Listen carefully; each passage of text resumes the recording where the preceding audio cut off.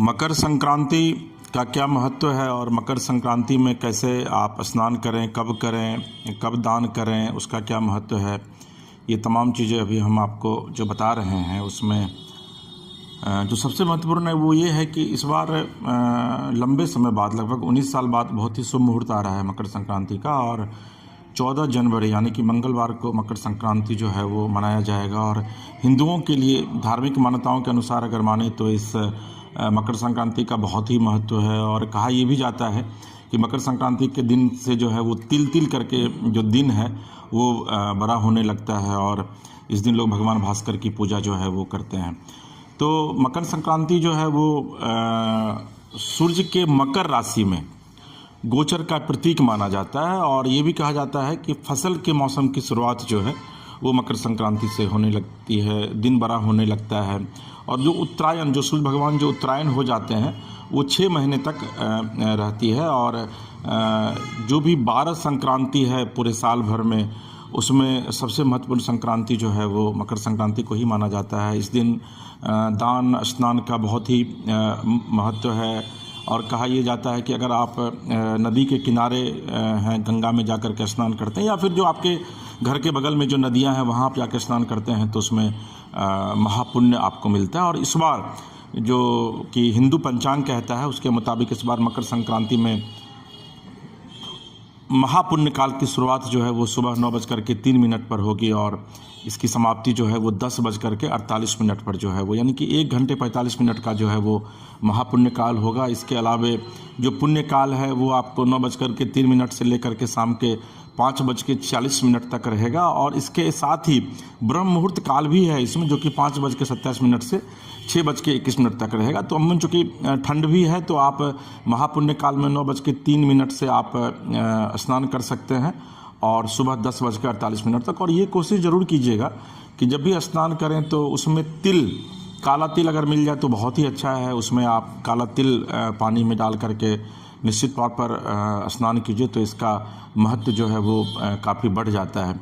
ये भी कहा जाता है कि इसमें अगर आप महापुण्य काल में स्नान करते हैं तो फिर जो महामोक्ष की भी प्राप्ति जो है वो होती है। और इस बार 3 साल बाद 14 जनवरी को संक्रांति जो है मनाया जा रहा है। नहीं तो अगर आप पीछे देखे होंगे तो पिछले 3 साल में 14, 15, 2 दिन जो है वो मकर संक्रांति लोग मनाते थे। लेकिन इस बार के मकर संक्रांति की विशेषता यह है कि इस बार 19 साल के बाद जो है यह दुर्लभ योग जो है वो देखने को मिल रहा है। और मंगलवार का जो दिन है वो पुष्य नक्षत्र के विद्यमान होने से जो है वो ये बनता है। और इसमें पुष्य नक्षत्र विकास, शुभता, धन, समृद्धि और आध्यात्मिक विकास का ये प्रतिनिधित्व करता है। तो सूर्य जो है वो 14 जनवरी को यानी कि मंगलवार को 2:55 में जो है वो मकर राशि में प्रवेश कर रहे हैं। और हालांकि पुण्यकाल पूरे इसका दिन रहेगा। और जैसे मैंने आपको बताया कि सुबह में अगर आप स्नान करते हैं तो वो बहुत ही अद्भुत है। लेकिन जो इसकी जो मेन है बातें वो 9:03 से आप जा कर के स्नान कीजिए। और इसकी जो परंपरा है वो रामायण काल से इसकी परंपरा चली आ रही है। तमिल के तंदनान रामायण में जो है वो मकर संक्रांति की जो है वो महत्ता, मकर संक्रांति की जो विशेषता है वह बताई गई है कि मकर संक्रांति में क्या करना चाहिए, क्या नहीं करना चाहिए। और उस समय से यानी कि भगवान राम के समय से ही जो है वो मकर संक्रांति जो है वो मनाई जाती है, यानी कि त्रेता युग से जो है मकर संक्रांति मनाई जाती है। तो इसके बहुत सारे फ़ायदे हैं। और इसके अलावा ये भी कहा जाता है कि अगर आप सुबह में उठते हैं और इस दिन खास करके आप अगर भगवान सूर्य को अर्घ देते हैं, जल देते हैं, तो उसका बहुत ही महत्व है।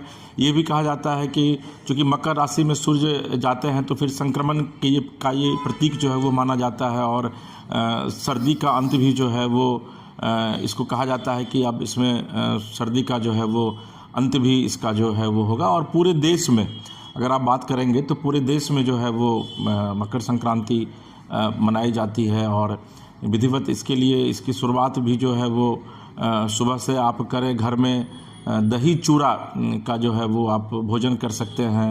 इसके अलावा खिचड़ी भी इसमें कहा जाता है कि आप खिचड़ी भी आप इसको खा सकते हैं। और सूर्य भगवान की पूजा का इसलिए इसमें बहुत ज़्यादा महत्व होता है क्योंकि कहा यह जाता है कि सूर्य भगवान की अगर आप उपासना करते हैं तो आपको सूर्य भगवान आरोग्य जीवन का आशीर्वाद जो है वो देते हैं, इसका वरदान देते हैं। तो मंगलवार को एक बार फिर से आपको बताएं कि मंगलवार को विधिवत मकर संक्रांति है और मंगलवार को मकर संक्रांति आप मनाइए और सुबह 9:03 से 10:48 तक जो शुभ समय है उसमें आप गंगा स्नान कीजिए, घर में भी स्नान कीजिए और भगवान की आराधना कीजिए।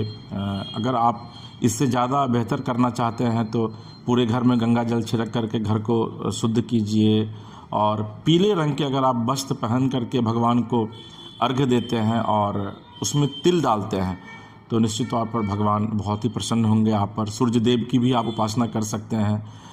अगला स्तोत्रम जो सूर्य भगवान का जो है वो उसको भी आप उसका भी पाठ कर सकते हैं और अपने पितरों का तर्पण एवं पिंडदान जरूर कीजिए। इस दिन जल लेकर के दाहिने हाथ से दोनों जो उंगली है उस उंगली के बीच से भगवान को जो है वो आप अपने पितर को आप जल दीजिए तो इससे पितर बहुत प्रसन्न होते हैं। और दान का इस दिन बहुत महत्व है तो कोशिश यह कीजिए कि आप अन्न के साथ साथ जो है वो वस्त्रों का भी दान करें। प्रभु सूर्यदेव की कृपा आपके और आपके पूरे परिवार पर बनी रहेगी। आपको अगर हमारा ये कार्यक्रम अच्छा लगा तो आप हमारे मानस कथा रामायण को सब्सक्राइब कीजिए, लाइक कीजिए, शेयर कीजिए। और अगर आप अपने इलाके में मानस कथा का पाठ निःशुल्क करवाना चाहते हैं तो नीचे दिए गए नंबरों पर आप संपर्क कर सकते हैं। प्रभु श्री राम की कृपा आपके और आपके पूरे परिवार पर बनी रहे। श्री सीताराम।